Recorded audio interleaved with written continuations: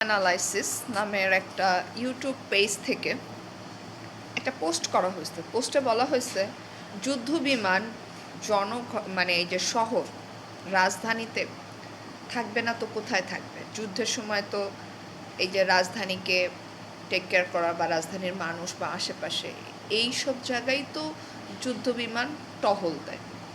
তো উনি বুঝাইতে চাইছে ডিফেন্স অ্যানালাইসিস নামের একটা ইউটিউব পেজ থেকে উনি বুঝাইতে চাইছে উনি অনেক হ্যাডম দেখাইছে ওনার পোস্টটা দিয়ে যে উনি অনেক কিছু যুদ্ধ বিমান বা এটার কৌশল সম্পর্কে ওনারা জানেন। তো ওনাদেরকে ওনাদের কৌশল একটু শেখানো হোক। প্রত্যেকটা দেশেরই যুদ্ধ বিমান প্রশিক্ষণ দেওয়ার কিছু নিয়ম কানুন আছে, বাংলাদেশেও আছে, যদিও বাংলাদেশে খুব কম। বাংলাদেশের যুদ্ধ বিমানের নিয়ম আপনি যদি পড়তে যান সেখানে দেশের জনগণের নিয়ে সেইভাবে কোনো লেখা নেই।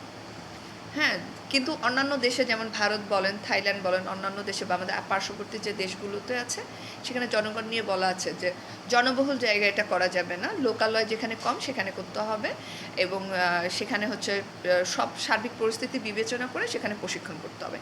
বাংলাদেশে যেটা বলা আছে সেটা হচ্ছে খুব সকালে মানে ভোরে অথবা হচ্ছে রাতে, একদম রাতে যখন অন্যান্য বিমান ওঠানামা না করবে তখন হচ্ছে এই যুদ্ধ বিমানের প্রশিক্ষণ করা।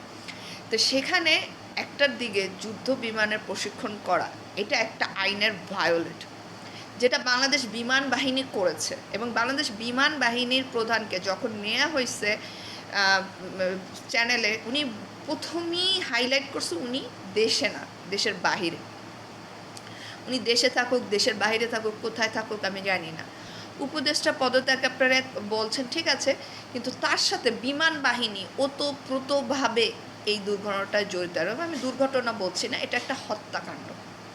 আপনারা মানেন আর না মানেন, এটা হত্যাকাণ্ড, এটা হত্যা।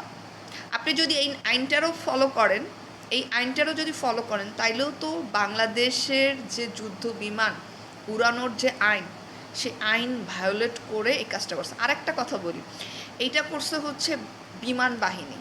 নেক্সট সেনাবাহিনী যেটা করছে সেটা তো অমানবিক, লাশ গুম করছে। লাশ গুমের রাজনীতি বাংলাদেশের সবসময় চলে, সেটা তাজরিন গার্মেন্টস বলেন, রানা প্লাজা বলেন, সেটা পুরান ঢাকারই বলেন, সব জায়গায় বাংলাদেশে আরও হচ্ছে। গেল 24-এ হয়েছে শাপলা চত্বরে, তো মানুষের সামনে, মিডিয়ার সামনে 5-6 হাজার গুম করে ফেলছে। আজও পর্যন্ত একজনের সম্পর্কেও জানিনি, একজনও বলেনি।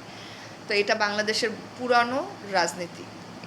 নেক্সট আসে একটা কথা মাইলস্টোন সম্পর্কে। আপনাদের মনে আছে কি না জানি না, এটা অনেক আগের নিউজ। আমি এই নিউজটা মাইলস্টোন যখন স্টার্টিংটা হয়েছে, মাইলস্টোনটা মানে 10-12 বছর আগে স্টার্টিং হয়েছে, তখন দেখেছিলাম মাইলস্টোনটা ওই স্থানে না করার জন্য একদল আন্দোলন করেছিল। আপনারা ভুলে গেছেন মাইলস্টোন কীভাবে মানে বিগত সরকার, আওয়ামী লীগ সরকারকে ম্যানেজ করে ওই জায়গায় স্কুল করেছে। এবং এখন এটাও কথিত আছে যে শেখ হাসিনা বিগত সরকার উনি এটার প্রথমে অনুমোদন দিতে চাননি। তো এখানে মাইলস্টোন স্কুলের যে কর্মকর্তা ভূমি এবং এই চয়েস তারাও সাধু না। প্রথমত হচ্ছে মাইলস্টোন অতিরিক্ত লোভ, আপনাদের চিরজীবনের জন্য ব্যবসা বন্ধ। দ্বিতীয়ত হচ্ছে বিমান বাহিনী নিজেদের আইন নিজেরা ভায়োলেট করছেন।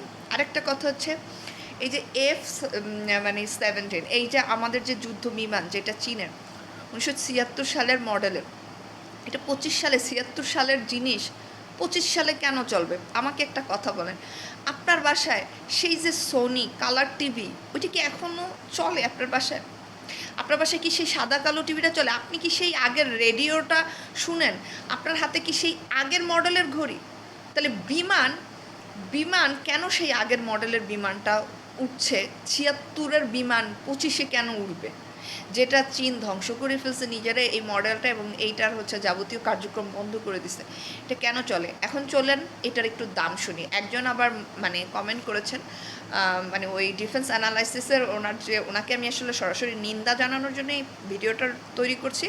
উনি বলছিলেন বাংলাদেশের আসলে অত বিমান নেই, যার জন্য হচ্ছে এটা। এখন প্রশ্নে আসি, বাংলাদেশে এক একটা ব্যাংক থেকে আর বিগত সরকারের যে বাবুর্চি কুক 3000 4000 ড্রাইভার 4000 কোটি 3000 4000 কোটি পালাইছে, ব্যাংক থেকে 300-400 কোটি লোপাট হয়ে যায়।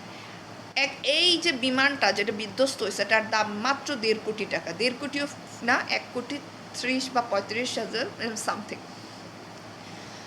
আমার দেশের টাকা চুরি হয় হাজার হাজার কোটি, আর আমরা 1 কোটির বিমান সেই পুরান আমলে সেটা আবার প্রশিক্ষণ দিয়ে আপনি কি যুদ্ধ করে আপনি দেশকে কি বাঁচাবেন?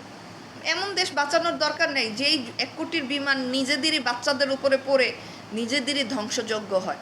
তার থেকে ওই ভাঙ্গারি বিমান নিয়ে চালায় সচিবালয় যাবেন, যে পড়বেন, এবং সচিবালয় তাদের যে ত্রাণকর্তা আছে না, রক্ষাকর্তা, পুলিশ বাহিনী, বিমান বাহিনী, সেনাবাহিনী, তাদের রক্ষা করবে। এবং সচিবালয়ের সেই যে মন্ত্রী আমলারা যখন এখন শরীরের চামড়া পুড়ে খুলে ড্রেস খুলে দৌড়াবে, তখন তাদের হিসাবটা সঠিক হবে এবং সেই চেতনা নিয়ে আবার আর একটা রাজনীতি হবে।